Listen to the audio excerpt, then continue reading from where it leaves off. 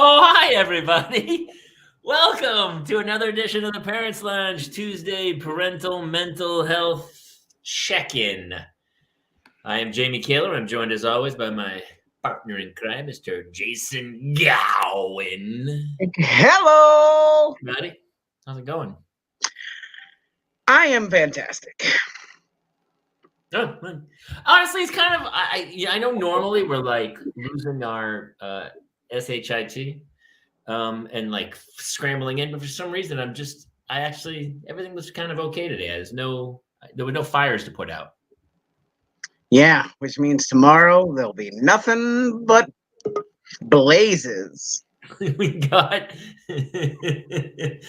our two lovely moms and our voices of reason, Claire Kramer and Kate Mulligan, aka. Wait a second. Actually, I won't blow Kate the Mulligan, a voice of reason.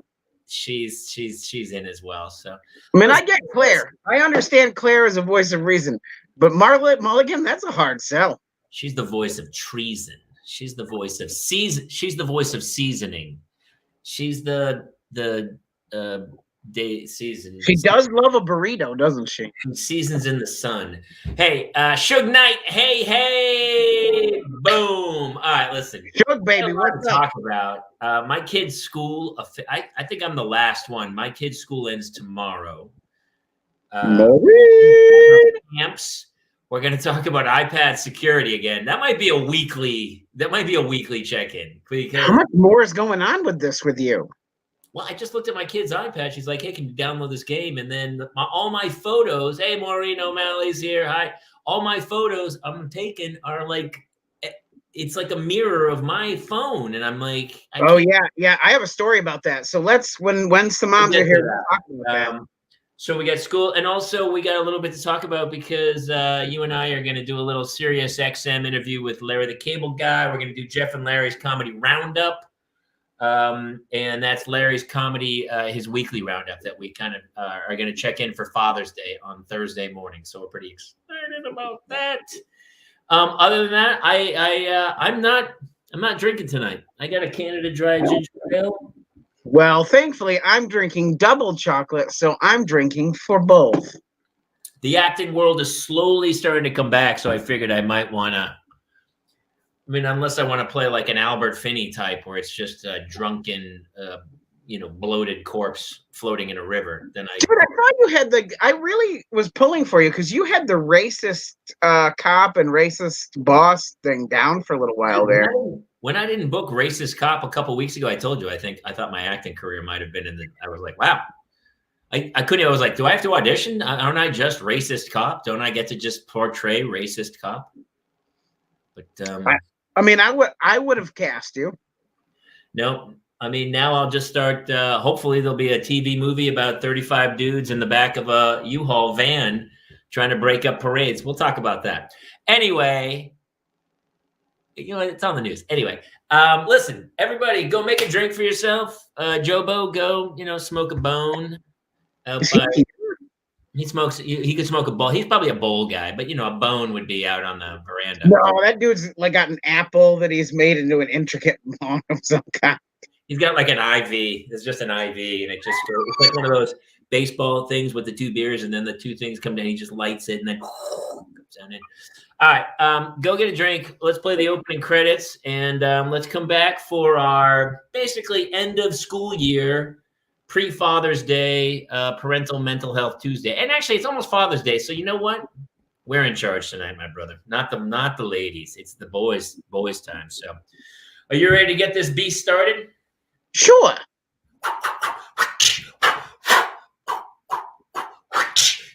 Hit it. We could have homes on separate coasts, go dive in Greece with squids.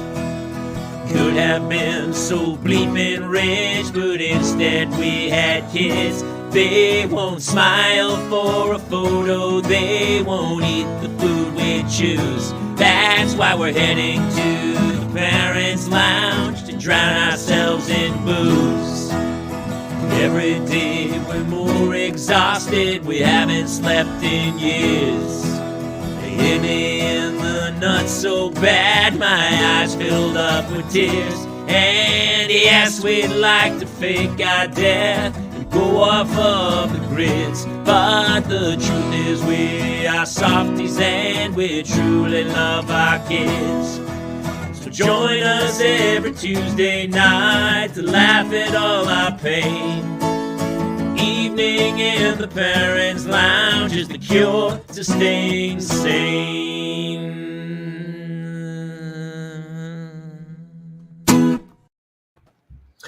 Hey, everybody! The thing I hold my computer on, it's not here, so I have a other thing, and it's cutting the top of my head off. So please welcome half my head, Jason Gowan, Claire Kramer, and Kate Mulligan, a.k.a. Sweaty Balls. You guys, the way it's hot in Chicago today and the way my parents' upstairs air conditioner is broken. I'm not going to lie. You look a little, what's the word? Not frazzled, wrecked, frazzled, but also like dehydrated. Like you've been walking around in a dense jungle. Yeah, it's. I've got sweat stains. It's not to immediately commandeer the show. Briefly today, what is going on with the? Listen, oh my God, hot. Cheryl Gibson knows. You guys, it's 110 heat index here. And here's what I forgot living in LA for 17 years. Humidity makes it way worse. People always go, oh, New Hampshire, that's gorgeous. I go, yeah, for 2 weeks in September. The rest of the time, it's a sweaty, humid oven with mosquitoes the size of eagles. Yeah. And then the rest of the year is just horrible, buried in snow. Yeah. It's same here. I can't. That's why I like the desert. Everyone's like, "Oh, it's dry out there." I go, "Yeah, Daddy likes it." It sure is dry out here. Claire, I can see you're muted, honey. I don't know if you've said anything. Well, it's because my son is screaming to me from the shower. Oh. Can you bring a towel? And I'm like, I don't know. I've only told you for the last 8 years, when you get in the shower, take a towel with you so that you have one in the bathroom. What, Heart? No, he said nothing. So someone brought him. I texted my daughter. Anyway, hi. Hello. Hi. Every week I come on the show and I feel like, oh my God, parenting 2 children is the worst thing ever. And then I chat with Claire and I feel so much better by the end of the show. It's just remarkable. I'm just here to make everyone feel good. Really, that's it. Let me tell you, I haven't showered today. Yeah. As Jamie mentioned, if you watch this show, our kids do go to the same school. We had another school day today, just yet another one, and there will be another one tomorrow. And today it was my job as the room parent for Sky, my second grader, to be at school from 8 to 12. Why? Because my other daughter who's in 7th, was throwing the field day. So the second graders around, but also last night I needed to take my older daughter to Ralph's for $200 worth of snacks for her station because, they just wanted to have snacks at every station, and that was my job. And so I got up. She was up at 5:45, waking the family up like, a marching band with a drum through the house, like, get up, it's my field day, And so we're all like, oh, all right, fine. We're scared of her a little bit. She's a teenager. I love that they keep the school open for field day. Yeah, and then tomorrow, Jamie, why don't you tell the schedule for tomorrow? Drop them off at 8, pick them up at 10. Kill yourself. No, we have no idea.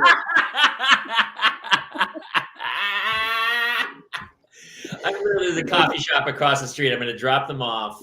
I'm going to go across the street, get a cup of coffee, walk back, and pick them up. Yeah. You might as well. I'm not even sure what they're doing tomorrow, but tomorrow's officially the last day of school. Oh, we have to pick up report cards tomorrow. I have a question for Claire, and I don't know if everyone else might have just glazed over this. She's buried, right? Can we all agree that Claire has all of our fans listening and watching? Claire has 4 kids. Yeah. All within grammar school. Yes. Okay. 4 kids within grammar school. So you are buried. Did somebody hold a gun to your head and make you be the homeroom parent? That's on you, dude. At some point, Johnny Martyr climbed down off your cross and go, there's 35 other kids in the class. You're like, no, I got it. You're that person who's like, dude. Yeah, how did that happen? What are you doing to yourself? So just honestly, say Cheryl. Okay, so honestly, the room parent or room parent service coordinator is the official title, Jamie. If you'd like to know, RPSC. Thank you is for not your service, Jamie. right. I do other things. He's a bartender, and he does an auction, And he MCs the COVID fest that you guys and he held. goes with the chef to get the food for something. Mhm. I did that as well. That is good. I text the chef a lot, as Wait, we've established. so are you the homeroom person for one class, or are you the homeroom coordinator for all the homeroom coordinators? No, I'm for one class, and the position was originated, I think, about 5 years ago. I've been doing it every year for 5 years. So this year, Maybe I was give actually another parent a shot at it, dude. You greedy son of a bitch. I didn't apply, and I got a call last night, and they were like, "Yeah, you didn't apply this year." I was like, "Yeah, well, I'm doing uniform exchange, and I'm also doing the golf booth, and I'm also doing Harvest Festival, and like, I don't know. I feel like Okay, let's continue that conversation." And they said, "We don't care, Claire. You do your fucking job." no, they said, but we really don't have someone experienced with a child going into 7th grade. So it's okay if you don't want to do the young. And I didn't want to do the younger grades again because I like to mix it up. My kids don't want me to like always be Sky's room mom or always be like, okay. And Cheryl, I'll answer that in one question. So I got a call at 9 last night, and I was forced to answer the phone because Hart was playing on my phone. And it was one of his friend's moms calling me. He's like, "It's Nick's mom, answer. He wants a play date." I'm like, okay. So I answer it, and she's like, "Hello, we wondering if you want to be the room parent service coordinator for 7th grade." And I said, "Of course I would like to. I'd love to." Back up again. Somebody fucking tackle this woman. She asked. She didn't. There was nobody showed up with a subpoena and told you to fucking do it. They asked you. You listed 12 other things, and then you said. They said, "Would you like to do it?" And you said, "Well, if you just said these words, you said, of course, of course." I know. Jamie I know. I gotta tell you, Jamie's Jamie's so hot when he yells at women. It's crazy. Listen, That was very telling about Kate. okay, everybody out there, everyone, what is the most powerful word in the English language? Cunt. I couldn't set you up any better, buddy. Thank you. Thank you. Softball. Everybody pause and you can do it. No, you're going for the word no. It is. Claire, can you say no? Obviously not. You have 4 kids. You are incapable of saying no. Come on. I have a headache. Do you? No, of course I don't. We should make a shirt for Claire. Of course I will. Of course I will. Of course I want to. You have got to take the yes and game is supposed to end after one day, Claire. You're not supposed to just keep running with it. I should walk around with like either a magic 8-ball or like a die, like a custom made die. And when someone asks me a question, just give it a roll or like You should Dungeons and Dragons this shit. You should be like, what's the scenario? And you're like, all right, if I roll a 1 through an 8, right. it's a no. I should definitely try an 8-ball. I think it would definitely help. But the campaigns with Dungeons and Dragons, you can end up there for like years, like on a campaign, trying to figure out the answer if I would be a room mom. So that wouldn't work. But here's the thing, Claire, and if I'm not speaking your truth, then stop me. But I do feel like there's that moms fall into this weird thing of if you're a working mom, moms make you feel weird about, like, I'm sure actually, Kayla, your wife probably gets a lot of shit when she does show up to school, and people are like, yeah, and I'm sure it's a lot of times coming from women who are like, oh, you're the mom, which is it's a horrible thing that we do. And so then working moms feel like they have to do things like this to not get that kind of treatment. Am I wrong? My wife so recently a woman, another mom kind of was like, oh, you don't do any hours, do you? And she did say that to her. She's like, oh, you don't do any hours, do you? Sorry, we unfortunately at the same time, Jason put a very funny Jobo quote up. We were not laughing at that woman saying 8 balls and campaign trails. We talking Donnie. Honestly, I would love a show with Don Jr. and Hunter Biden. Wouldn't they, like, 2 on the road? Wouldn't that just be the best? Oh God, together tearing it up. Yeah. and that way no side gets ripped to shreds. It's just the two of them down Just the two of them. Yeah. There's a special laptop that captures it all, and a lot of blow. So my wife was asked, and it Hi, was Sarah. kind of one of those like, oh, you don't do any hours, right?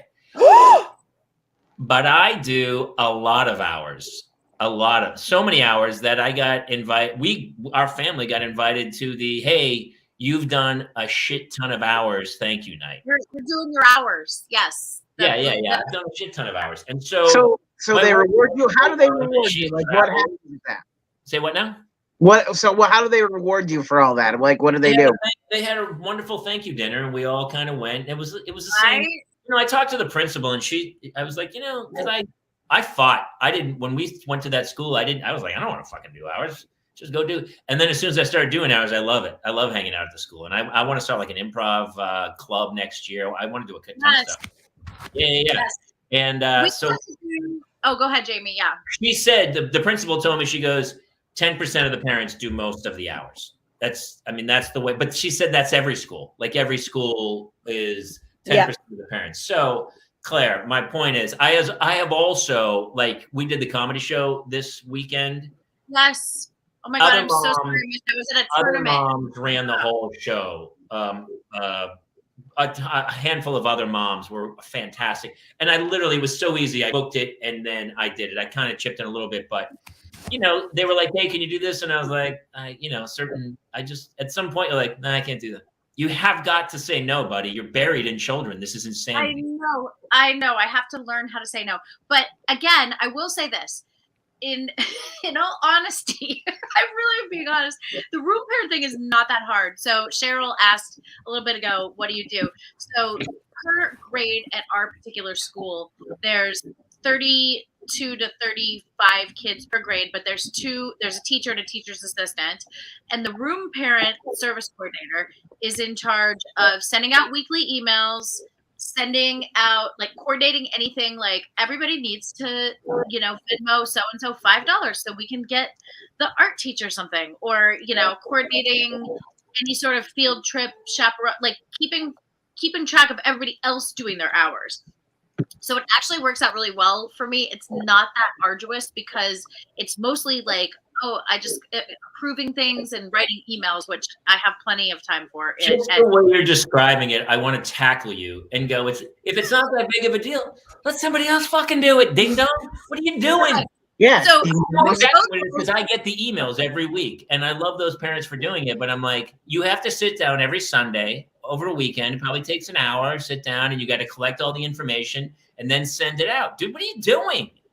You're great in class because you're the parent. Do you think you're more involved? Because what the fuck? No, listen. There's that famous Kaler bedside manner. There it is. When I went to college, I was the one who sat in the front row of the lecture halls. Yes. My number 2 pencil. Oh, you have good handwriting too. I can picture you got bubbly handwriting. No, I have horrible hand. I actually ran the doctor. Really? Wow, I'm surprised. I figured front row, you'd be like, no one. It's weird too, because usually when you're as good looking as you don't have to do anything. You just fucking glide through life. I don't know why you're working so hard, ding dong. You know how hard I have to work, Claire? Do you know how hard I work with this face? Dude, please. Anyway, so Jamie, it's funny because our principal was like, "What? Oh, you didn't make it to the banquet for the lot of hours, or you didn't make it to the room service banquet." I was like, "Cause I'm busy." Like, that's why. So anyway, you had comedy night. Tell us about comedy night. Super fun. We had drinks. I'm not gonna lie to you. There were drinks involved. So it was like 150. It's sold out. Super fun. Where was it? It's out. It was on the field, and they had built this big thing. It was great. They came. Wait. As honestly, not having laughs reverberate around a room actually gives me anxiety to think about. Of course it does. What was it like to perform in a dead air field? And the crowd was 30 feet away from me. Oh no, kill my no. Spotlights were so bright. It looked like you were standing in the front of a drive-in, and I couldn't see it. You could not see a human being. How'd that go? Crushed it. couldn't give a shit. I was. Yeah, I I bet you did. Jamie was I give a fuck stage of life. He's Yeah. I have. If the pandemic's taught me anything, I stopped. I used to give very little of a fuck. And now I really, and I kind of was a little, you get the amped because I'm trying to go through my bits. I almost at one point I wanted to say, listen, if you get a chance, go listen to my album, because what you're hearing now is a Reader's Digest condensed version. A lot of punchlines have been missed, but there's a really polished version of this somewhere because I was stumbling through stuff, but it was super fun and super funny, and everyone was cool as shit. We hung, we had drinks. By the way, Jamie, just so we're clear, I knew you 17 years ago. I mean, I knew you whenever 2007 was. back in the MySpace days. Back in the MySpace days, that's right. And I'll tell you what, you always crushed. So this is not new. You not giving a shit is not Here's new. what I will tell you. So here's how I don't give a fuck anymore. I would do an hour somewhere, and yeah, it would go pretty great, but I would step on one joke in the middle of it, or one joke wouldn't land, and my timing would be off. And when I get off stage, I wouldn't think about the 58 minutes. My brain would only obsess over the Too. Yeah, I'm still there. common, right? Yeah, I'm still there. You are, which is funny because we did that show live, and I told you, and Jason said the same thing. You're like, dude, you're funny. Just let it rip. But you have to get to that. Also, You are very funny, Kate Mulligan. by the way, Jamie, I have I don't something. hand that out lightly, but you are very funny. Well, thank you guys both. But I have to tell you, Jamie, remember when you were like, you seem nervous, like you were sweating. I found out later it wasn't sweat. It was just my mustache had grown back. I had gotten my face dermaplaned, and I was like, and then I like looked the other day. I'm like, oh, it's the mustache is back, and I was like, oh, I'll have to tell Kayla. I wasn't actually sweating. It was just my mustache. It's even better. We actually thought you were sweating because you were worried about having to have anniversary sex that night. Oh God. Here's what I'll say. I think we all could learn a lesson, everybody, from this. And it took me a long time. Obviously, I'm 115 years old. But I will tell you, it's not that I don't give a fuck anymore. It's that I forgive myself. That's nice. For Very un-Catholic of you. I know, right? I condone myself. I won't beat myself up like I used to beat myself up, and that's why I never recorded albums before. Like my first album was like I was deep into my 50s because I always was like, it can be better. That bit's not polished, and by the time I was like, it's pretty close to polished, it was outdated by 20 years. Like it was already so old. And that's why the Pandemic album I was so proud of, because I got on stage, I ran it 5 times, and then I recorded it. It came out amazing. The first album. I loved it. Hey, I did my first stand-up show without Kaylor. That's right. Check How'd this that go? out. And it's cool. It's where we're going. It's where we're going for our October show, Mulligan. Yeah. Wait, I heard our October show got moved, Mr. Kaylor. Sorry. Oh. Talk to my wife. The 15th is. Oh no, is it bad? No, I said to Jason, I was like, oh, I didn't know that was the Kate that mattered. That's what she said to me. And what am I supposed to say? It's not my wife. Well, I don't know. I mean, listen. It's just that it's my husband's birthday. Don't worry about it. That's fine. My wife's traveling on my birthday. You told me it Going was for like okay. 10 days right around No, it my is fine. birthday. Jason, it's going to be fine. That's the bottom line. It's going to be fine. Dickie had to work on Mother's Day this year. It's all fine. Tell us about your show. It's going to be worth Our buddy Trevor, who is the bartender at the bar, contacted me the day of and said, hey, well, he mentioned it the day before, then the day of at noon, 5 hours before, said, yeah, let's go. Show up at 5:30. And I went on after a band, which Jamie informed me 2 hours before is a very difficult show to do because, and I was like, oh, but no pressure. It's my first time doing this alone, but it went really well. And like, even the people who were talking kind of shut up and listened. So. Wait, you went before a band or after a band? Been in between sets. Oh, kill me. Kill me. Kill me. Kill me. Kill me. No. Kill me. I would rather do it on an open field and I can't see anybody than in between a band sets. Not even a question. Oh, my Dickie's God. delightful. I really like him. Well, here's what's funny about Jason. Like, Gardner, I'm not a fan. first time he ever did stand up, he did an hour with me. He And that's wild. did a 2-hour show. He did 1 hour. Yeah. Never done stand up before. He's the opposite of like, I wish I Of was me. because he goes after every set, he's like, that went pretty well. And part of me wants to go, you don't know shit. But I was like, it did go pretty well. Your exact words after he was like, you said you crushed it, but it makes me want to punch you in your face. This all tracks. This all tracks.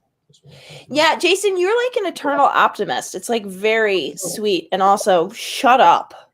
Well, here's the thing. After my wife and I almost died 84 times. Yeah, I know. There's nothing left. We just you're right. You're right. Shut up. Listen, we still have a lot of work to do with Claire. So let's get back on track. Claire, what are you guys? First of all, you're not. If you're homeroom mom next year, I'm gonna. She is. Of course she is. For 7th grade. She just told us the story. Oh, where were you? This is for next year. Yeah. You gotta pull out. I mean, obviously, if we're kids, you're not familiar with that premise. Jamie, you need to pull out. Jamie, I'll tell you what. Claire should pull out if you ever took that advice. Oh, I'm a king of pulling out. What are you talking about? No way. There's no way. Oh, I bet you're the king of.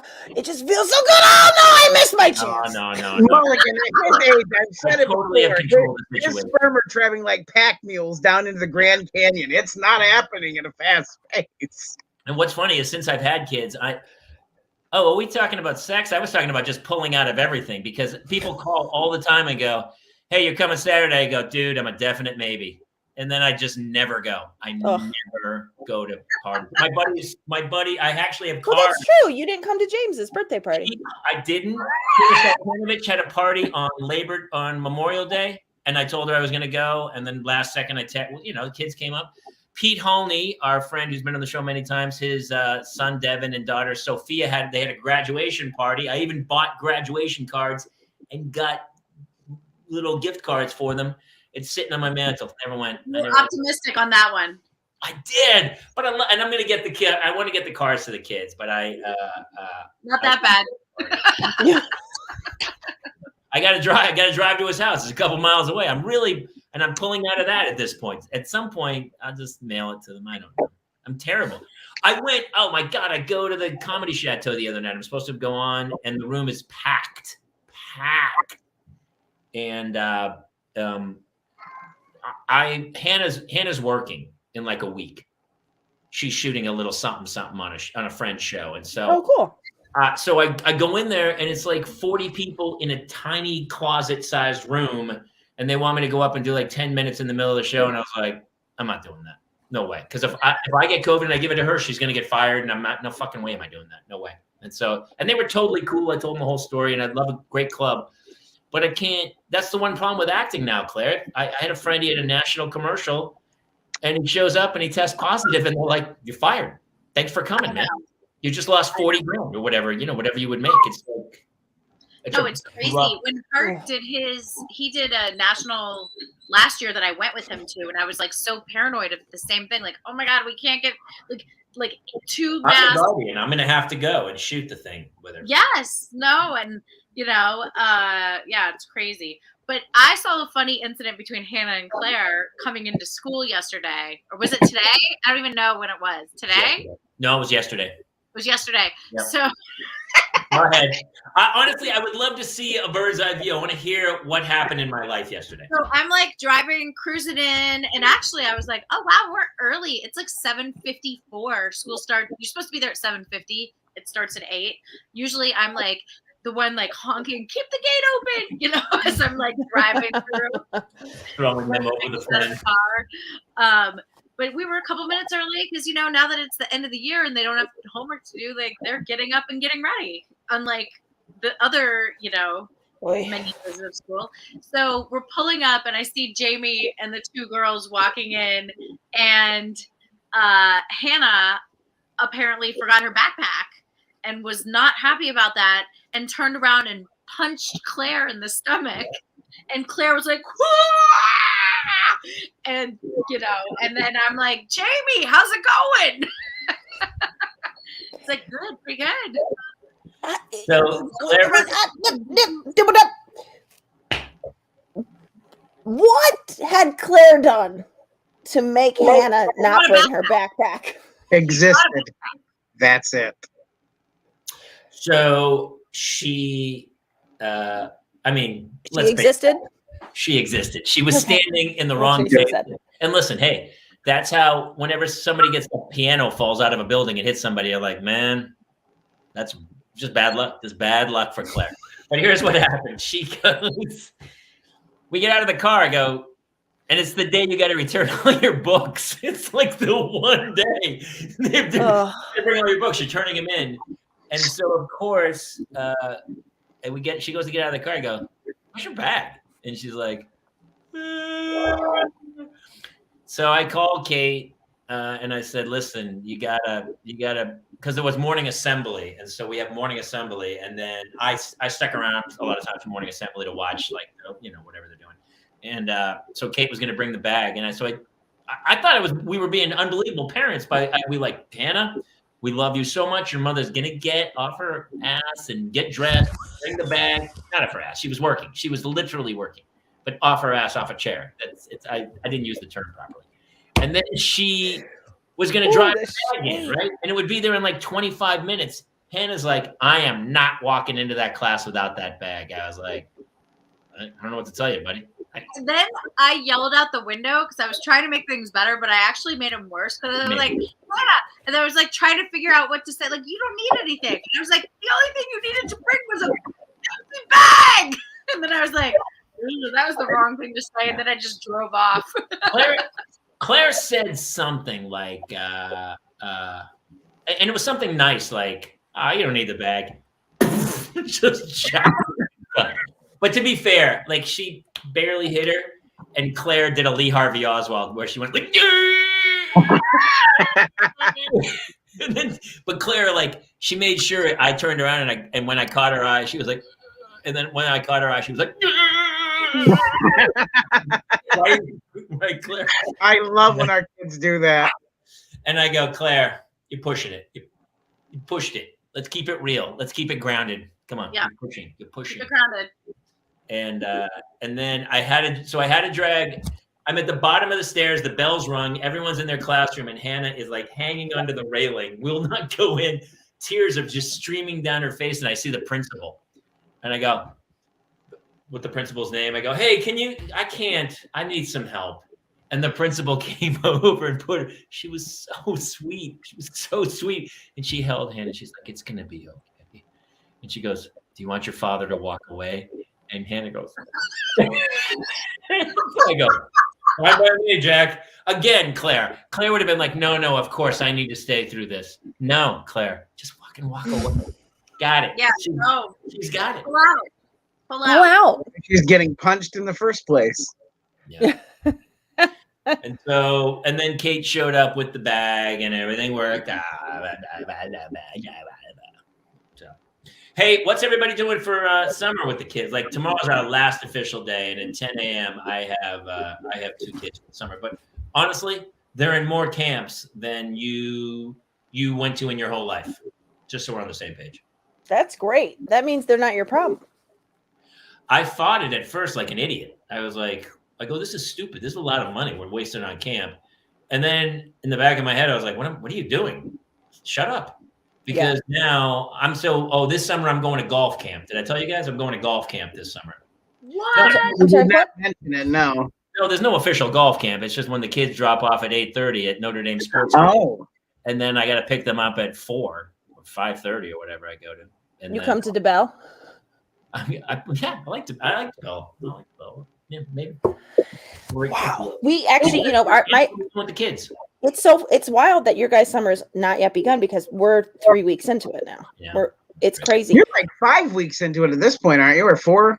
Because of COVID, the 2 weeks of COVID before. Yeah. I would not call any part of that summer though. But we're out here and my kids have swim lessons every morning at the pool here, the public pool here that we belong to now. And this pool has like a lazy river and water slides. And it's like the nicest facility. I got to tell you, it's not anything like, it's like Hurricane Harbor, like at Six Flags, but it's like the public pool. It's a little bit smaller than Hurricane Harbor, but it's just wild. I'm like, yeah, that's what happens when you have space. I'm like, nobody in LA, there's no such thing as like a public pool. Like Burbank has like a public pool, but like you can be there from 10 to 12, but only if you get in line at 9 to get tickets. And then only if it's like weird, like it doesn't make any sense because they don't need to keep it open because everybody has a pool except for us. So we belong to a pool. So we go to swim lessons in the morning, and then we sort of stick around, and then they open up the whole rest of the pool and we're there. Do you pay to join? Yeah, it was like, but again, like it's suburbs of Chicago prices. It's like, my sister said to me, she's like, do you want to put your kids in camp? She's like, it's kind of expensive. And I was like, well, what is it? I said, like, we only have 1 week where they're not in swim lessons. She's like, well, it's from 9 to 12, and it's $150. I'm like, per day? And she was like, no, for the week. And I was like, sign them up. Well, I'll put everybody through that camp, honey. Can I tell you though, the 9 to 12 camp is almost like bullshit. You got to get them up. You got to get them dressed. You got to get them in the car. You got to drive them there. Then you have literally 3 hours. I'm used to the 9 to 12 just from preschool. Bring them home. Yeah, you're like, dude, I don't know. But 150. She was like, my sister said that was expensive. I was like, that's hilarious. So I think for all 4 of us to belong to this pool, it was like $360. Wow. Pretty good. For the whole summer. Like half a kid in California, isn't it? Yeah. So that's 3 hours a day times 5 is 15 hours. What if you just did it on like Thursday and Friday and sent them for 7.5 hours on each of those? Well, I didn't sign them up for that camp because they were supposed to go with their cousin. The cousin didn't get in, and anyway. If you're doing sports camp, then there's a art camp. I think there's a space camp. Then we're going back east for a couple weeks, and then I think there's another camp somewhere. Where are you going to be back east? Long Island, and then Cape Cod. Oh, when are you on the Cape again? I can't tell you. I'm going to be there. Kate and I are booking our tickets right now. No, I'm going to be there. We're going to be there June 25th to July 2nd. Yeah, this is a public thing. We're not just sitting here chatting amongst ourselves, are we? There are people watching, Mulligan. Yeah, there are people. A couple. The 5 people who could possibly stalk you that are watching. You know how big Cape Cod is? Yeah. You're a very distinct person, though, Mulligan. I think we could find you pretty easy. I've never in my life been spotted. Let me just put it that way. I don't think I'm a risk. I'm pretty sure that nobody gives a shit where I am. I have a question. I'm just saying, probably people have seen you and gone the other direction. Yeah, exactly. Leave Kate alone. Listen, Claire. Wait, what? Claire, not even drunk. Ginger ale. Just ginger ale tonight. I actually have to. Well, you have such a sunny disposition anyway. Yeah. Sometimes, honestly, it's happier when I'm drunk. I'm always amazed when this is going to sound absolutely horrible, and I apologize to anyone in the audience already. I just know that I always apologize when people say that they're totally sober and they're never ever going to drink again. I'm never like, oh my gosh, good for you. I'm always like, oh, I'm so sorry. Sounds like a bummer. Way to think about it. No, because it just shows what a problem you have. It's a problem is a problem. Listen, we all got problems, man. Listen, I'm a binger. I binge so yeah. much. Binge. Yeah. Oh, Claire, what do you have going on this summer? Me? Yes. She's got 4 kids. She's gonna travel the world. She's got a dance team, a soccer league, and then she's out. Okay, I'm gonna try to make this quick. The Cliff Notes. So various weeks throughout, basically there's 8 weeks of summer for Jamie and I, 8 to 9 weeks, right? So various weeks, the kids are going to sleepaway camp, including the 8-year-old. They leave on a Monday at 8 a.m. I drop them off. I pick them up Friday at 6. All 4? Various times. The first 2. Never all at once. Yes. 1 week in August, all at once. 1 week. Oh. 1 week. But Sky and Gavin, all the same weeks throughout. Because Sky and Gavin don't really have a schedule per se this summer. So starting next week, Gavin and Sky, Monday I drop them off at sleepaway camp, pick them up Friday. Following week, Monday, Friday. Off for 4th of July. And then that schedule sort of continues. There's 2 weeks where they're all at camp. 2 weeks. Yes. One falls in July and one falls in August. Then in between that, tomorrow, Hart's not going to school the last day because he's starting junior lifeguards. So he gets on the bus at 6 a.m. and goes to Will Rogers Beach, and I pick him up at 2 p.m. So he's like kind of out, and that's for a month. I need to talk to you about that one eventually. I think that's an amazing thing. Yeah. He did it last year when he was 9 and he's 10 now. 9 is the youngest you can do it. And he's 10 now and he absolutely loves it. He loves it. So he starts that. River this week and next week has intensive for nationals. Then after next week, we go down to San Diego for 9 days because she's competing for National Dance Honor. From San Diego, I come home, fly to London, work for a week there. Then I fly to Orlando. Hart's flying out with a teammate, and Hart competes in the futsal national and world tournament. And then we fly back. That's pretty much 3/4 of the way through July. Wait, why Sky's not competing in futsal also? His age group did not go this year. Oh. However, Kate, thank you for asking. They competed in a tournament this past weekend, which is why I'm so sunburned because I was outside and why I missed comedy night. So I was literally like on the pavement because the futsal tournament, it's indoor soccer or it's court soccer, if you will. And they had this tournament on blacktop. So even though I had a hat and umbrella, I was like the blacktop, like I'm so sunburned. So Hart's team took first place in his bracket. And they he's a 2012. They beat 2 2011 teams to get that first place. And then Sky's team actually took second, which I was not expecting that. They did really well. But Sky's team, the parents weren't, they're not quite at the level to go yet. In August is when all the camps happen all the time. And then River has dance camps, but they're not really camps. It's just like you have to go, Okay, let's talk about Claire for a second. What exactly so you have a 2-week hiatus from parenthood. 2 weeks. No kids. A 2 week. One in July and one. Do you want to say hi? Okay. One in July and one in August. What will you do with this time? What will you do? I don't know. I don't know. You mean? I don't know. What do you mean? I don't know. You want to come say hi? Okay. I would say what's those like hedonism tours, right? Where you go to some crazy island and everyone's naked and you just drink all. That sounds. How about that? Yeah, go to golf camp with Jamie. You want to go to golf camp with Jimmy? Like it would be so nice to go to the beach and just like lay there and be like, oh. So I don't know. I actually once I told myself like I got because I need to make things a little harder for me. So I got this surfboard chalkboard that I have put it says week, and then I left where it's supposed to say. Look, you know what? Let me get it. Hold on. I'll be right back. Hold on. Also, I have to say, I want to wait until she's back. I love Cheryl, by the way. Cheryl goes 7 deadly sins, 7 days. Listen, so really quick, what are the 7 deadly? I have to think of the movie in order to know. I know. Gluttony, sloth, envy, lust, envy. Last one, covet. Lust. Lust seems like a lot of work. Hey, who in the audience? Jobo. I guarantee Jobo knows all 7 sins. He probably did a couple lectures. He's got like 9. Revenge. It's not revenge, but it's like something. It's like anyway. Claire, I want to say before you show us this, I got to tell you, the job board idea that you gave us all is the greatest idea. Parenting is the greatest parenting idea ever. We've started implementing it.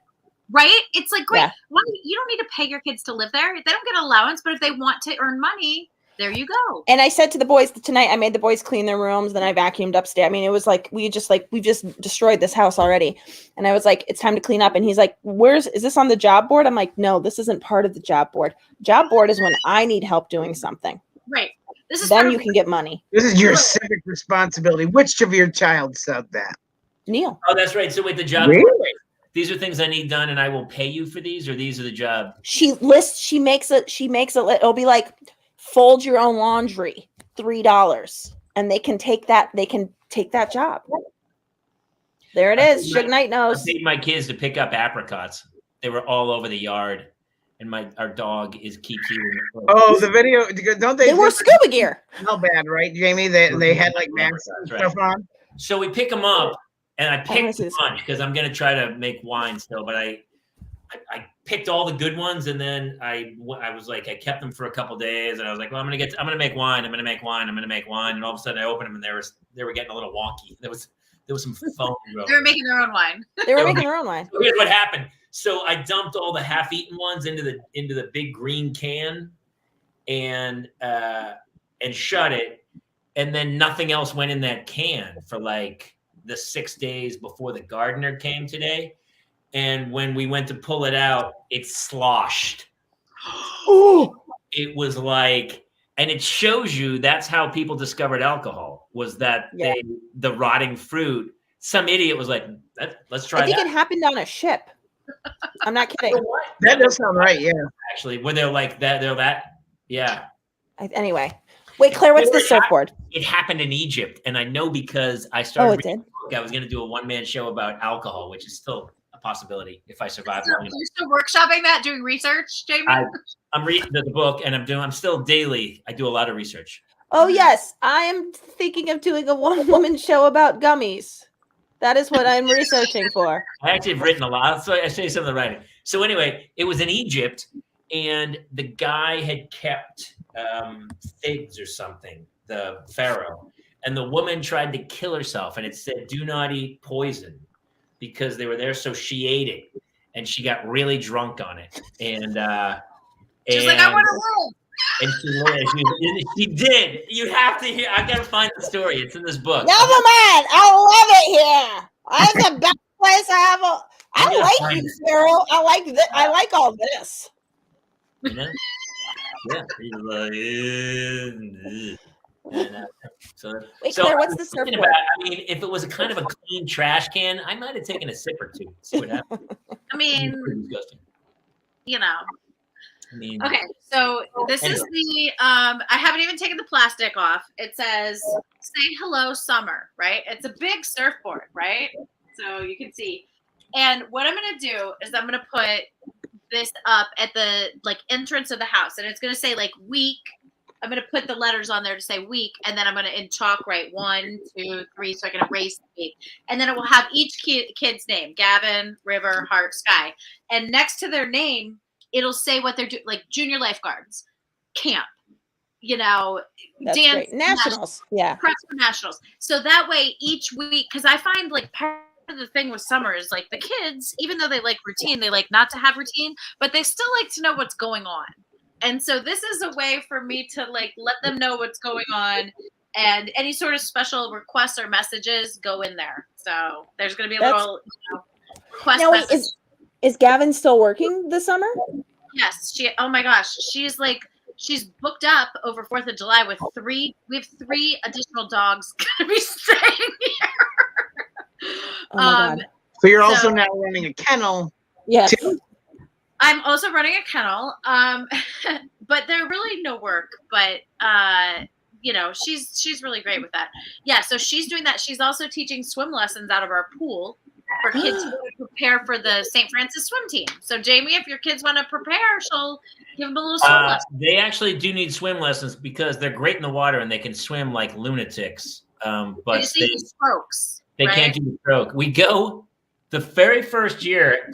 Hannah was in, I want to say 1st grade. It was just before the pandemic or something. We went to Notre Dame and the big Olympic-sized pool, right? And it was pretty good in the water, but she wasn't like some kids were unbelievable strokes. So Hannah gets in line and she's got, she's just standing there in her onesie, and I'm terrified. I'm like, I see this giant Olympic pool. I'm like, oh shit, I gotta jump in. I give my wallet and my phone to my wife. I'm like, holy shit, I gotta go get this kid.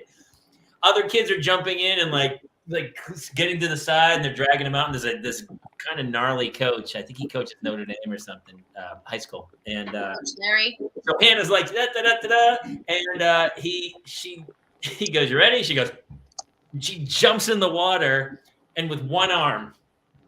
And then she goes underwater and she swims like a bunch of feet underwater. Then she comes up, gets her breath, and swims with one arm again.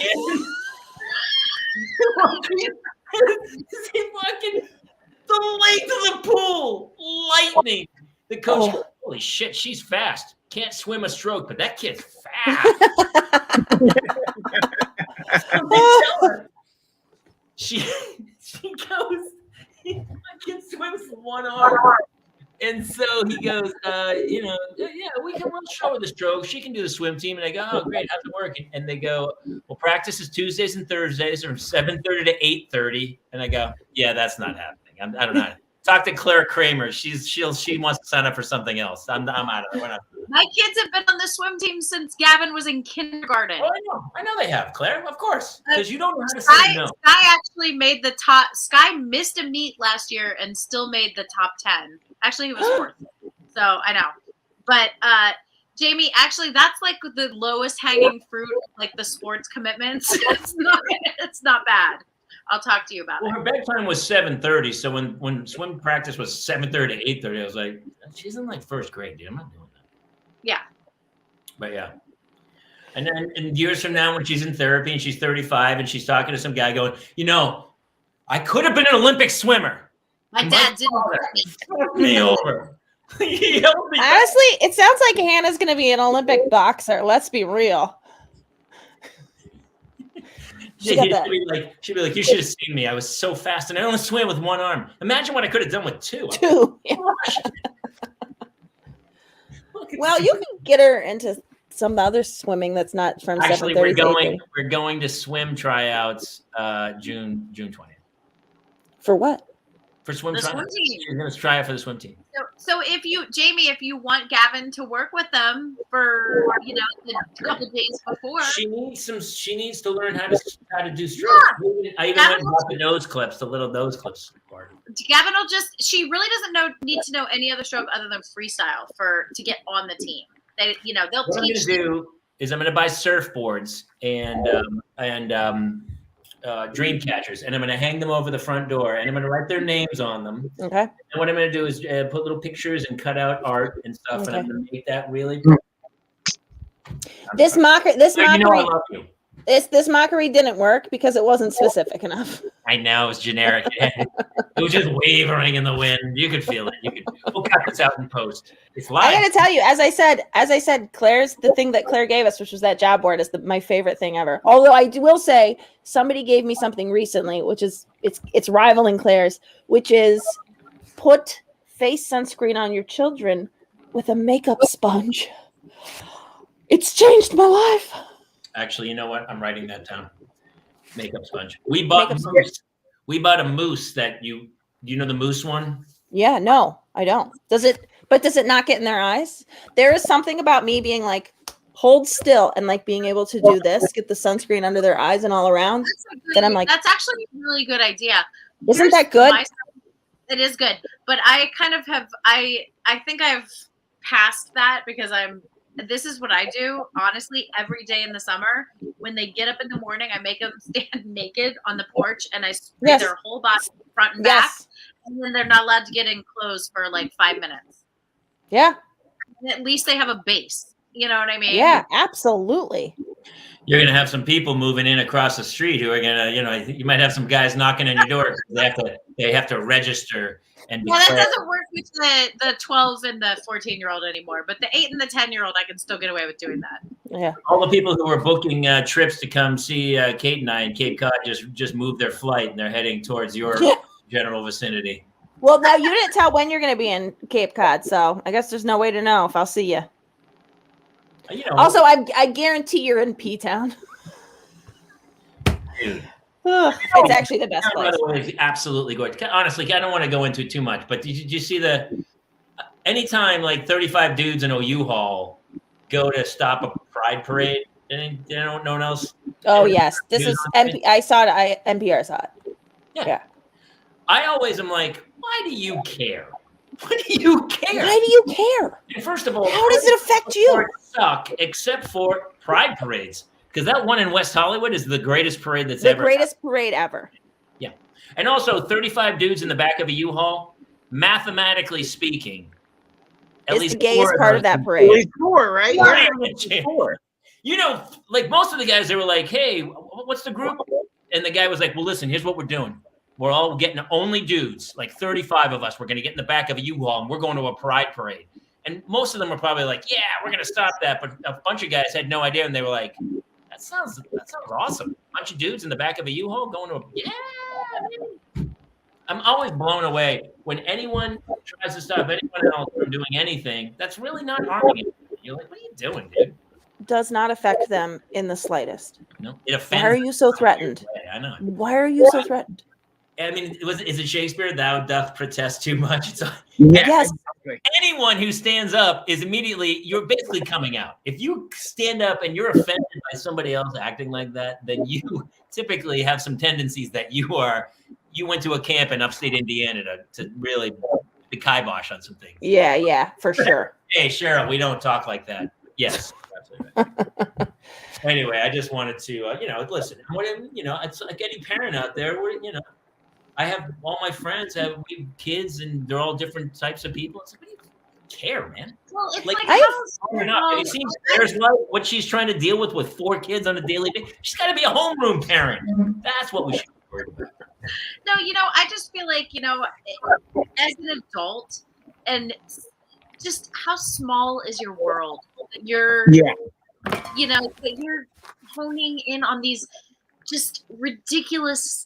I mean, I can't even put it into words. It makes me so angry. So anyway, where did Kate go? She just went blacked out Kurt. Listen, I don't know. No matter how you feel, if you just go to New York and go see Wicked on Broadway, if you're not like crying and laughing and cheering at the end of it, then you're not even human. I don't know what to tell you, man. It's like, I love Wicked. Wicked's one of the greatest shows ever made, man. Wicked's phenomenal. Yeah. Oh, congratulations, Shug. Shug! Actually, Shug, did you always know? Most parents are like, yeah, that's no shocker there. I mean, always. We knew. So I had a cousin who came out, and we knew from the time he was little because, like, he had these Ninja Turtle action figures, and he never had them fight. They always were just going on vacation, and so we knew then that they would have tea. So I was like, well, I'm pretty sure, and sure enough. Dickie's one of 4 children. His eldest sister, a couple years back, ended a marriage and ended up being with a woman. And his brother Jimmy is also gay. So 2 of the 4 are gay in Dickie's family. And it's just amazing to me because, like, they all sort of knew about the brother. And, like, I watched a video, like one of their VHSs of like Christmas 1990. Like Dickie's like, Dickie's like, a Ray Borg jersey, all right, oh yeah. Like, and his brother got like a BB gun. And like then they just cut to the gay brother just sitting in a chair stroking a cat. Wait, is he like, Dr. Evil? He just was like, he's like, I can't be bothered by these plebeians. He was just, every time he's just holding Whiskers the cat, petting it. And I was like, you guys, I think you guys knew. And then there's like another video of him with his aunts dancing to I'm Every Woman. And I was like, that's a pretty big tell. You guys, come on. Why'd you make it so hard for the poor man to tell y'all? But then again, I gotta say, cut to last year, we were at his wedding to his husband, and it was the most beautiful wedding in the family. So, I've been to many a drag show, gay bar. Honestly, like the best parties of all time, man. Of all time. And I feel really good about myself. I'm like, oh, thank you. Oh, people are people pay attention to me. I'm like, oh, that's so kind of you. Thank you so much. They're like, all of this. Yes, all of this. Yes, all of it. We live in a pretty conservative area, and a little while back, Jace we were heading to Target. We saw 2 men walking hand in hand, and Jace, he had never seen it before, so he asked questions, and he's like, "Is it okay to love a man if I'm a dude?" And I said, You can love a man, a woman, a pineapple, whatever you want, as long as you are happy and they treat you well. And he's like you and mommy. I'm like, oh, dude, shoot higher than that. Shoot higher.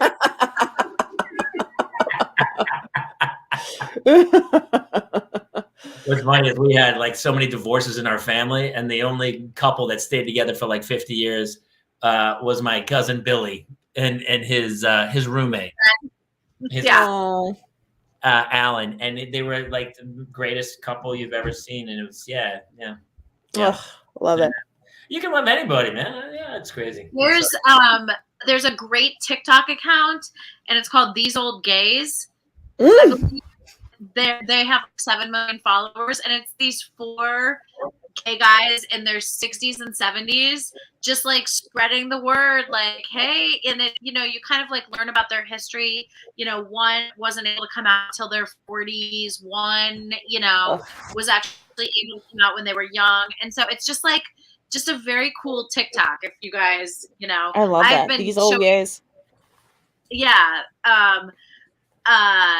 I think that's what it's called. But if you Google that, you'll find it. It's verified. Yeah. There's like 7 million people following it.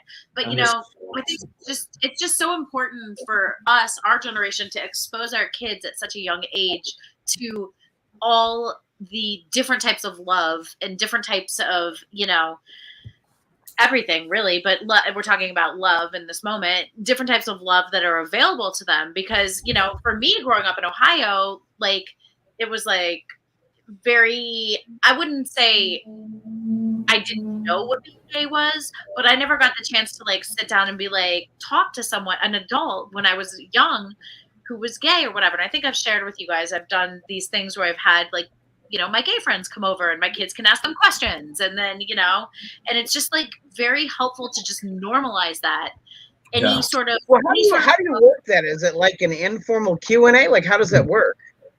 Yeah, I just told my friend, like, hey, I want you to come over. Like, you're gay. My kids may have questions about it. Maybe they're gay. Maybe they're not. I don't know. And they'll just, like, sit there. And some of the questions will be about, like, love or not really sex yet, but love or attraction. And then some of the questions will be like, but do you also like, Pearl Jam? Or, like, just totally random questions. So but you're just Pearl Jam? Not Pearl Jam. And the kids are you kidding? They're like, yes, I am gagged by Eddie Vedder. Are you kidding me? Hey, I'm going to see the Pet Shop Boys in October. I'm so excited. Very different. My favorite. Very different. The Pet Shop Boys. I would like to go to a concert. I haven't been to a concert. With the Bowl, Pet Shop Boys at the Hollywood Bowl with New Order. It's gonna be off the charts, dude. Well, you had me until you said Hollywood Bowl, because I am such a curmudgeon. I can't with the bowl anymore. I won't go anywhere else. You're not doing the bowl right, dude. What is wrong with you? You have to get a table and get the venue. It's the greatest venue in the country. Sure, it's the worst parking lot of my life. Well, no, you just valet parking if you valet. Or you just valet. Yeah, you valet it, ding dong. What are you doing? I gotta tell you, I might have a different income level than y'all. Okay, I'll tell you what's the greatest venue. You're either at 5 o'clock in the afternoon anyway. You go early. And then you're trapped because they do stacked parking. This is my point. Did Taylor switch personalities? Yes. So one time, I went to a concert years and years ago with a date, and we were in stacked parking. Turned out pretty good. It was actually. This is what I'm trying to avoid, Kaylor. I don't want any extra time. I will tell you, I did pull out of the parking lot, but it was after everybody else pulled out because it was stacked parking. You can't stack park, dude. And here's the other thing: what do you take a fucking Uber? What are you living in 1985? What is wrong with you? Who drives? And plus, who would drive home from the bowl? What are you, a lunatic? What else do you do? Doing the bowl right. Kate, you Ubered home from Disney when we went. Yeah. Uber, but Uber, this is the thing. The bowl is not made. I mean, I guess I haven't been since like Uber's been like but like, I just feel like it's always so fun. I don't know. Cause I'll tell you what, here's the problem. I went to the Starlight Bowl in Burbank, which is an outdoor amphitheater that I can walk to, and it's delightful. And I'll never go anywhere again. You can walk to. Yeah. And if you want to see a great Journey cover band, Starlight Bowl's for you. Honestly, what else do I need? Honestly, please don't stop believing. I love it. Stop. You gave a bad example Anyway, there, you want it. I'm like, ooh, I'd like to go to that. Yeah. Listen, I will tell you, I still the love West Rockets there. Let me know. I'll come up. I love them. Listen, I'll tell you what. I will go any day of the week to the Greek. I will go any day of the week to the Hollywood Bowl, but I'm also like a mile away. But yes, the Hollywood Bowl is historic. Yeah, it's pretty. It's pretty. I get it. I just feel like it's such an absolute everybody's there. It's like, oh, you're like, oh, right, Claire? The bowl's the bomb, man. The bowl's the bomb. You're not doing it right. You have to go picnic before. You got to get the box. You're there at 6. You open a couple bottles of wine. By the time the show starts, you forget there's a show coming. You've walked around. I'm just having like the best time sitting out. Everyone, if you aren't able to get a box for that night, you go and you picnic on the. People are picnicking like all of the bars. There's like really cool bars in there and stuff. Actually, let's jump in for one. Let's go back for 1 sec because I am so intrigued by Rustin Provence for Wisconsin 3rd Congressional District. First of all, I love his point of view. What people do in the bedroom is none of my business. Just like I tell people, you have extremes in everything, including people. That is what people focus on, not the good grounded people that know to move forward. You must have communication and understanding. Sounds like a politician. Am I wrong? No, but also maybe he's just friends with Rustin Provence, but maybe it is Rustin. Are you Rustin Provence? Rustin, are you for Wisconsin's 3rd Congressional District? We do need verification, Rustin, or the artist formerly known as Rustin. Is that that's the House? So he would be the House of Representatives. How many reps does Wisconsin have? Yeah. Are you running on a platform to bring more Culvers to the rest of the country? So many questions, so little time. You guys are like pounding him with questions. I just love that he's out. Listen, he's a man of the people. So far, I don't know any of the people he's running against, but I'm voting Rustin Provence on his name alone. Yeah, I'll tell you what else. I don't know that viewpoint he just shared is one that is shared widely in Wisconsin. So I respect the shit out of him for that. I respect that. Well, he says, they have extremes, and we obviously know Wisconsin. There's a lot of people who bang cheese up there. There's no two ways about it. You know it. Is cheese banging your thing? Oh, it must be.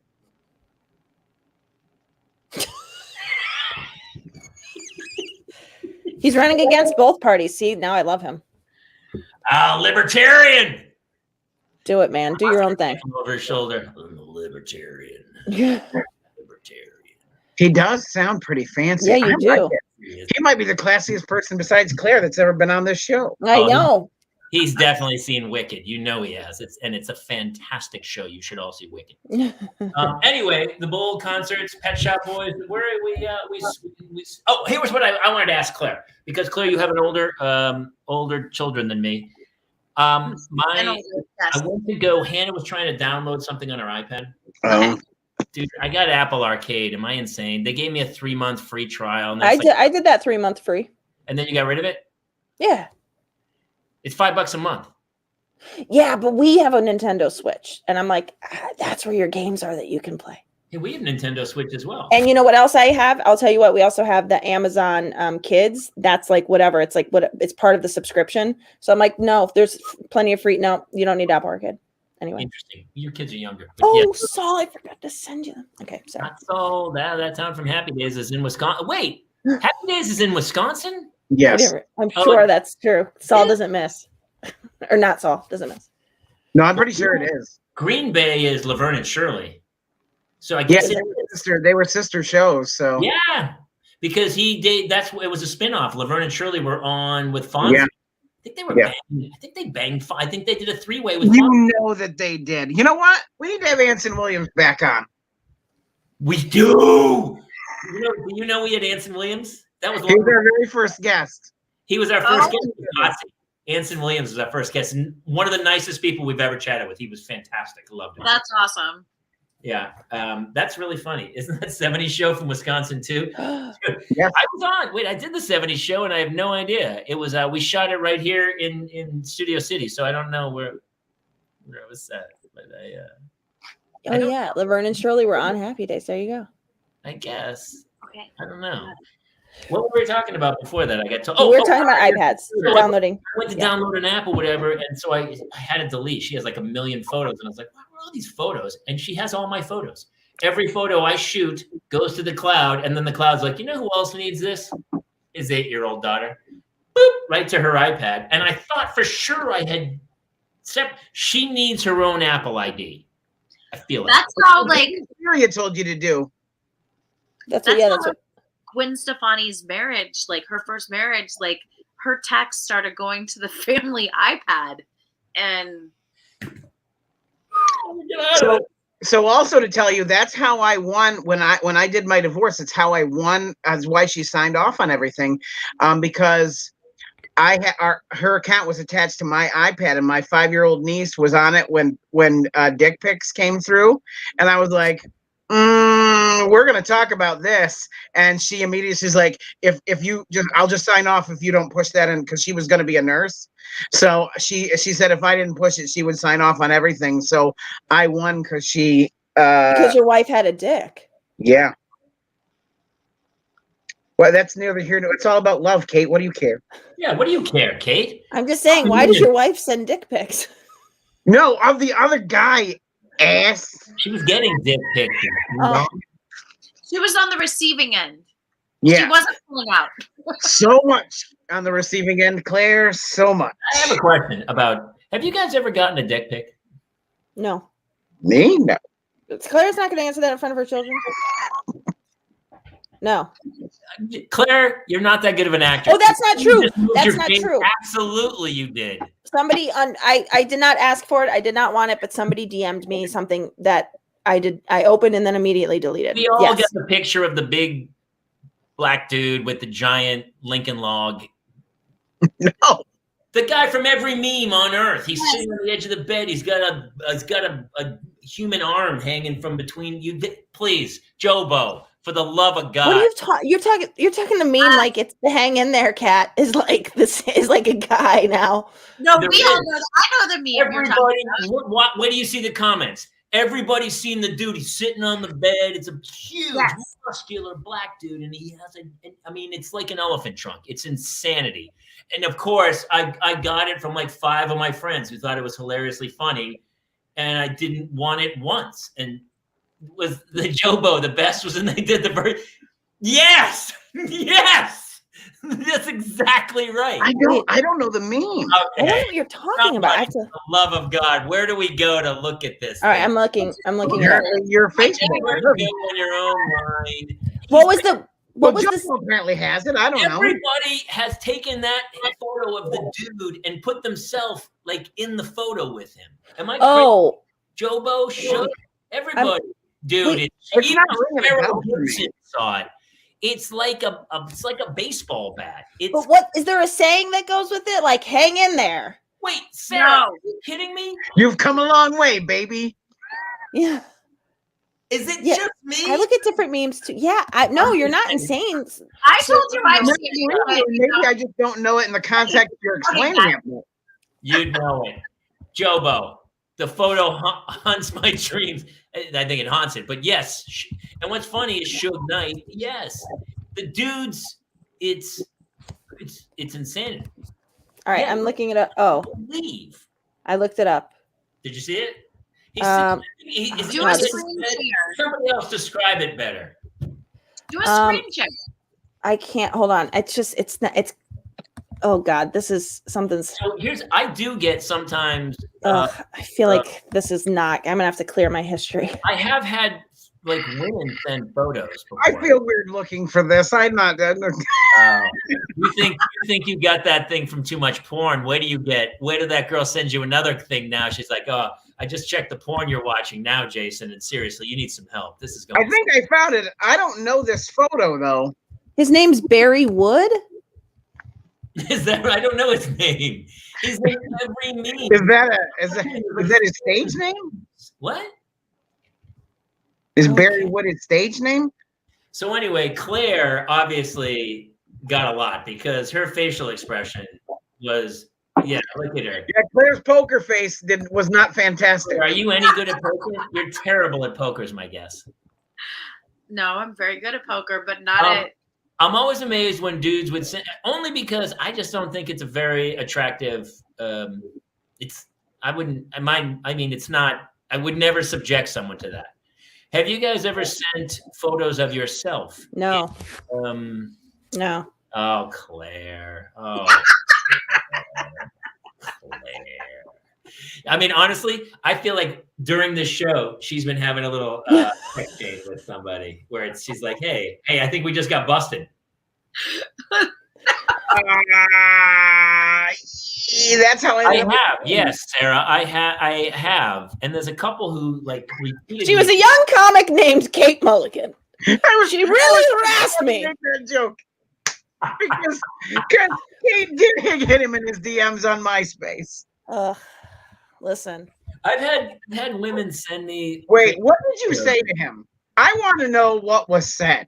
I just was like, you're really so funny. You're really cool. If you ever want to hang out sometime. And he was like, you're way too young for me. And then he married a woman that looks like me with my name. And she's a year younger than me. I was like, okay. He didn't like me. It was the nicest thing he could say was, you're just too young for me. I'm not really interested.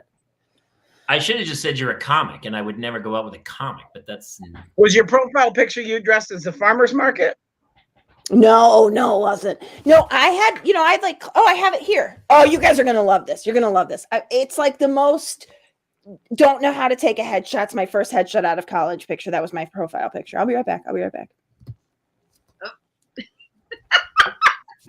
I mean, come on, two comics. I mean, it's like whenever I see two actors together, I was like, that's a terrible idea.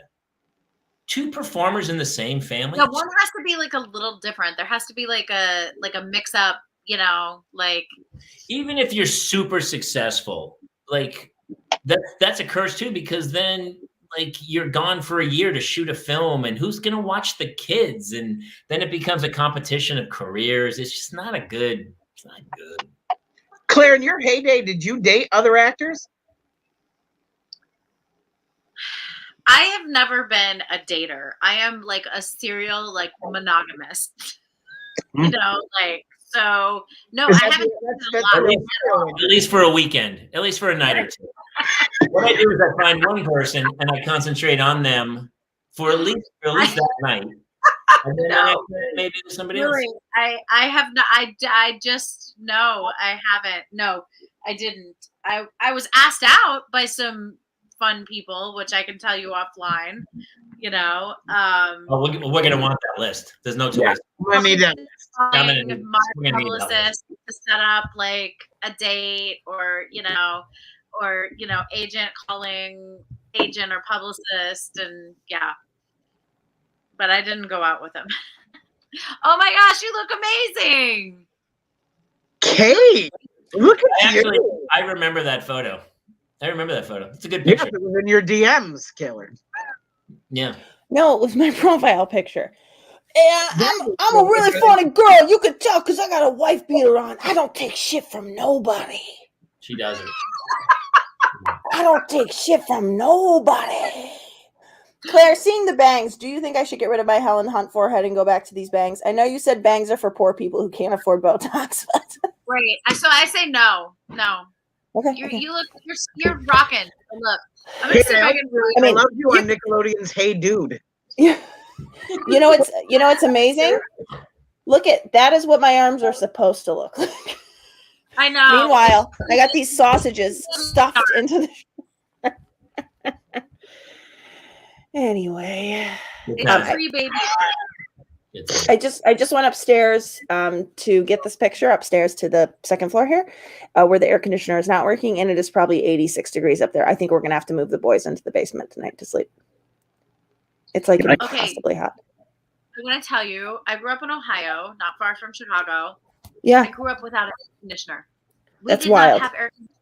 That's wild. It was like, I never had an individual one. We had the one that you stuck in the window that only cooled one room. Right. And so go be in that room. You go sleep in the room, yeah. Yeah, in New England. We had ceiling fans. So turn on that ceiling fan every day. We've got the ceiling fan on. I had like the big square fan, and then I remember putting like ice behind it and stuff, and you'd put and try to get cold air coming. Yeah, it was brutal. And you'd have the windows open because to get any airflow. And you'd only sleep, you'd sleep on a sheet, and you'd have one sheet over you, and that would be it. Yes. If any. And then all night long, the crickets we had a bug light in the backyard and it would kill like jillion mosquitoes and not make a dent. So there'd be that crispy bug smell in the air. Oh, yeah. Zzz. And still, if you walked out, it was like somebody put like a mosquito blanket over your face. Yeah, it's disgusting here. Horrible Yeah, no, I was so happy when I moved to New York and got to live in the dorms. Well, actually, freshman year we didn't have air conditioning either, And actually, I didn't have. I didn't have AC in my dorm either. We didn't either. I don't think. Yeah. No, I think But it wasn't summer. It was September through like May. It would get super bad like May, but September started to get cold in Boston, so it was nice. Our dorms in Hawaii just like had the island wind that would blow through. I mean, this feels like the worst brag of your life. Like you just dropped in, like unbelievable. You guys were talking about college. Unbelievable. He's like, oh, when I went to college in Paradise, I can't really relate. I'm just not dealing with it. Don't mess with the guy with the buttons, man. That's the.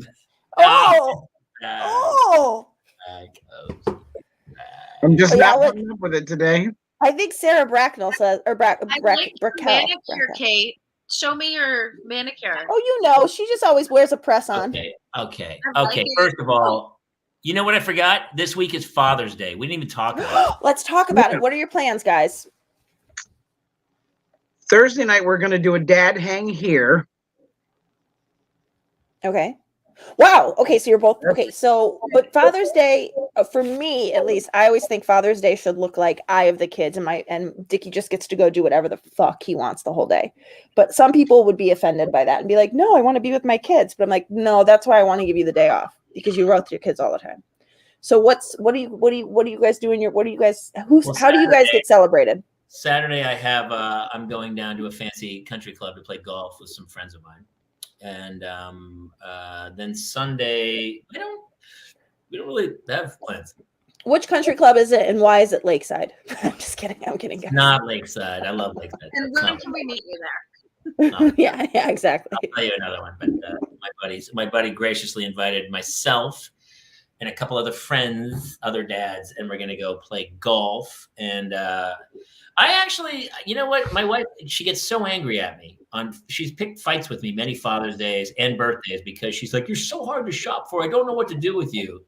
And I go, here's what y'all, to all the moms out there, just be nice to us. It's really all we care about. I would like that. Don't pick a fight. She's like, "What do you want?" I go, "I don't want anything. I don't care. Anything I want, I've bought for myself. I don't care. If you may have the kids make a card, maybe make me breakfast. Let me watch TV a bit, and just don't fucking run. Leave me alone.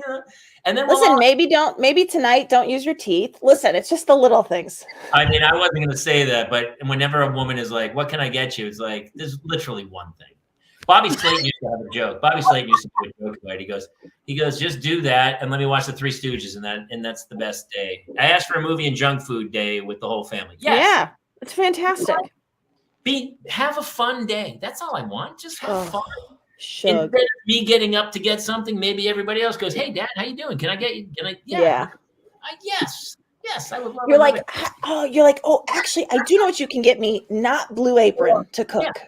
Yeah. I would make a day with donut shots for my children. That's what I want. Salmon on top of orzo and roasted peppers tonight. It was actually very good. It's always good. It's just not as easy as they make it sound like it's going to be. I'm getting faster. I'm getting You are. Blue Apron. Yes, Jobo. I was trying to be Jobo. Yes. We are going to do. I'm going to do steaks on the grill here. And you don't want to go to brunch. Yeah, just make it easy. I might take the kids to the track and teach them how to bet. I think the Dark Lord's got an eye for it. Yeah, I've done that. I wouldn't mind. Is it fun? Recommend highly, but again, get a box. I just don't want to plan. I don't know the tracks in your area, but if you go to Santa Anita or Del Mar, get the box, get your system going. So Del Mar is the best. Del Mar's the best. The best. Yeah. I used to live in San Diego and we would do Del Mar a lot. I've done stand up during the whole when it's in season, Del Mar is the best. If we want to make some money for our school, let's do a field trip to Del Mar. Actually, field trips would be good. Oh, and some whiskey, says Jobo. What's good, Jimmy?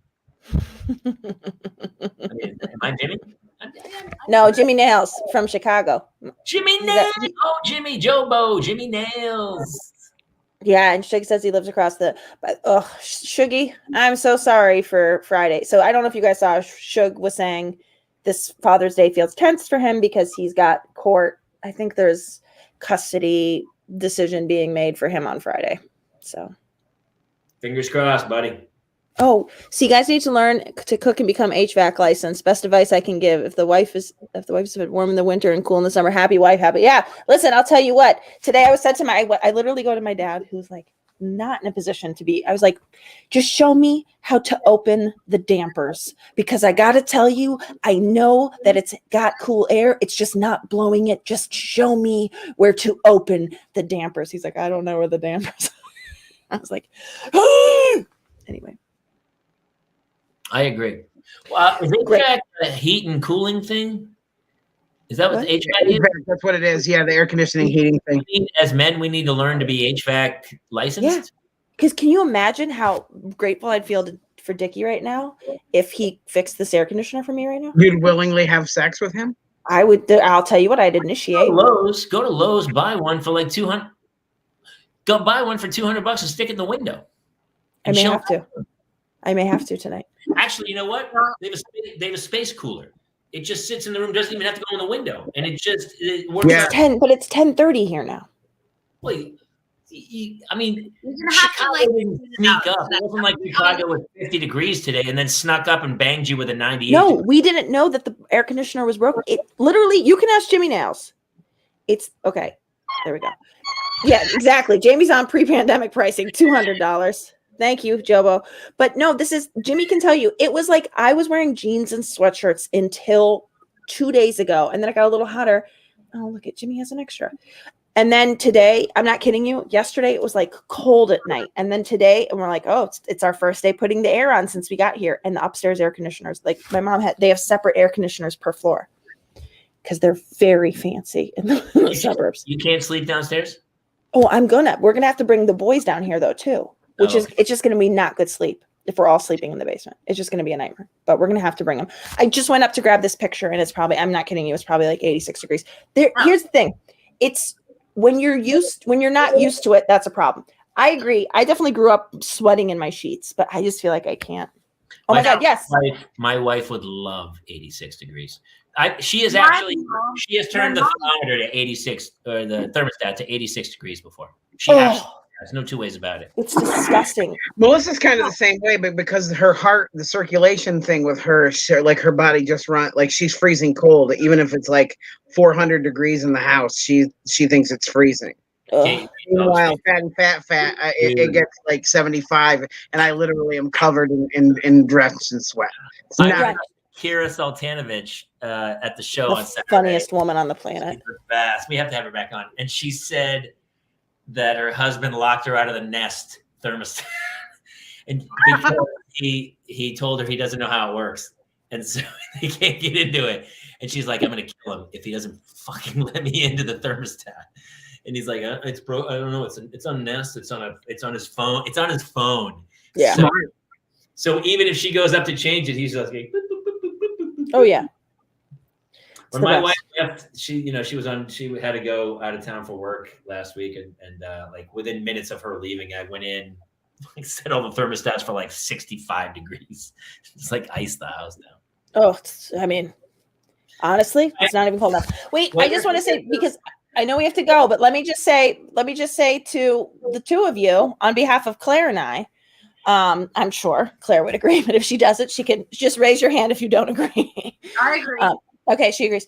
Happy Father's Day, Jason and Jamie. You are two of the best. Truly, you are two of the best. We're so lucky to be in your orbit. And honestly, you both love your kids, and you both are you are both such hands-on dads. And I hope you guys get the day you deserve. And to all those other dads out there too. I agree. Thank you very much. And honestly, what else did we learn tonight? We learned that Claire needs to learn how to say no. We also learned that Claire, when she doesn't say anything, is saying yes. Yes. Yep. We also learned that she has both sent and received inappropriate photos. Yes. Yeah. And children are naked every morning at 8 a.m. outside her house. Yeah. So guess what? Turns out I'm not the freak. Thank you very much. Looking pretty normal these days. You're still a freak. You're still a bit of a freak. Yeah. How dare you? Oh my God. You guys are chipping in. Do us a hey. Actually, we're so bad at it, but for the love of God, thank you guys who share the show. We can see when people share it. It's so great, and thank you. But nowadays, people watch stuff all the time. We've noticed, and we've been told from people who talk about algorithms and different things that they go, nobody likes or follows things anymore. They just because we can see thousands of people are watching, not just this show, but like content or whatever. But nobody ever. So if you like the show, please go out of your way. Make sure you come follow each of us individually on Instagram and stuff, but also like the show, subscribe. Jason, did you tell Kate about what? About Alexa? Alexa. So my eldest child went to the in-laws, and I have told my wife repeatedly that she can't put inappropriate phones not in a secure folder on her phone, or the Alexa thinks it's a normal photo and puts it on the rotation on the screen in the house. Yeah. And the Alexa, when my in-laws dropped the child off, it came up on the screen, and my son looked at it and goes, "Why is mommy tied up in that photo? And why is she dressed like Catwoman?" And I am, and my mother-in-law has no idea what is being said. So I dove forward and pretended that there was a leak coming from the ceiling and ripped it out of the wall, and it fell on the floor. It was very violent. And they thought I was having some sort of, I just needed to get it out of the wall, Claire. I just needed it gone. I get it. That's amazing. So, yeah. So many levels. That's peak. I really need to look into isolating. Dating Jason's wife. First of all, that's already been approached. I need to look into getting phones isolated so that there's no. I mean, obviously, Claire, with all the dick pics on her phone, should probably look into that as well, because for those things that are out there. I mean, text me. I'll text you. Not a photo, just a normal text. I would never subject anyone to have to look at. I mean, it's honestly, I used to like when I was like in my early 20s and I slept nude. I was like, oh my God, what happens if there's an earthquake and people have to dig my body out? And then they would like the poor people who were rescuing me would have to see my naked body that had been horrifying. By the way, though, Jamie, this is Santino had a bit once. I don't know if you remember this. He had a bit where he was like, what do always people say, like, why you shouldn't sleep naked? What if there's a fire? What if there's a fire? He's like, yeah. And then I run out naked. And then people are like, dude, your house is on. Like, he's like, they're not going to talk to you. Like, they're going to be like, I'm so sorry, your house is on fire. They're not going to be like, what are you doing being naked? he did it way better than that. But it was this whole bit that he said about like, that's the number one. That's the dumbest thing I've ever. Who cares? I think in our neighborhood, we have 5 who would be really upset about the house and 1 the asshole who would say something about the nudity. Again, let's bring it all full circle. Why do you care? Why do you care? People do. What do you care about? Because listen, like that most people are freaks behind closed doors. Like people are. Let's admit, people are messed up for the most part. Over. Not me, Kate, my wife. Yeah. I'm not going to tell her. Claire, though. Claire, not. Claire is very prim and proper, very monogamous for hours at a time, and obviously enjoys a nice dick pic like everyone else. And she's got to get on and cannot say no. Oh my God. Green Day, Catwoman tied up. All right, hey, listen, definitely do us a favor. Share the love. We can see the numbers growing every week, honestly, and the people who keep coming back. You guys make us smile so much with the comments. It's so true. Girl, Jimmy Nails. And if you're in Wisconsin's 3rd congressional district, make sure you vote for Provence. I think his name was Provence. Provence, yeah, Rustin Provence. I liked him. Provence, yeah, that's probably Provence. He spoke very well, so maybe we'll. Also, Jimmy, tell them about Friday morning for you and I. So Friday morning, we're recording it with Larry the Cable Guy. We're doing a little Father's Day thing on Jeff and Larry's Comedy Roundup channel and his show, which is really funny. Every week, Larry does a weekly roundup, which I've guested on when my album came out, and they played my album a bunch of times and stuff. They're just great over there at Sirius. And we're doing a little Father's Day 10-minute bit for the Parents Lounge on the show. So check it out on Friday and share the love. Anybody else? Closing statements? Shug, Yeah. I hope may the odds ever be in your favor. Oh, Sarah would like us actually, to announce we're that sending love. also in October, we are officially announcing that Kate and Kayla and I will be heading to, well, I'm already here, but we're going to be doing a live stand-up show at the Sayre Theater in Sayre, Pennsylvania. Claire, if you can come. I mean, you'll have to do stand-up. We'd love that. You Actually, can't just have a free ride with this. Jason, she can't say no, so she's Yeah. coming. Yeah, so everybody will see Claire there as well now. I'll make room for you on the poster, not a problem. So start getting your dick pics ready and bring them and just hold them up. Hold them up at the show. And Claire, We're gonna Wait, can you put that poster back up again? I'd like to see what you said under me. seen on. I see in live. You Okay, can pick- okay. yeah. Yeah. Well, I picked the 3 most current off of your IMDb. Yeah. I am relieved you didn't put porn star number 3 from Crank 2. That's all I care about. Look, I'm going to be honest. I debated for a very long time about what that 3rd one was going to be because I'm a really big fan of Gamer. Yeah. Oh, yeah. What the fuck just happened? My only Hey, line. actually, you know what? We got to say goodbye, but next week we'll all think about this. But Charlie Sheen and Denise Richards' daughter, 18 years old, has an OnlyFans page. So it's all paying off for her. So we'll talk about that next week. And honestly, Sarah. Claire will have some great insights on that, I'm sure. I love y'all. Have a happy Father's Day to all. And seriously, you know what we want. Just it won't take long. Just get it over with and let's move on with the day. All right, that's all I got. We'll see you next time here on the Parental. Oh.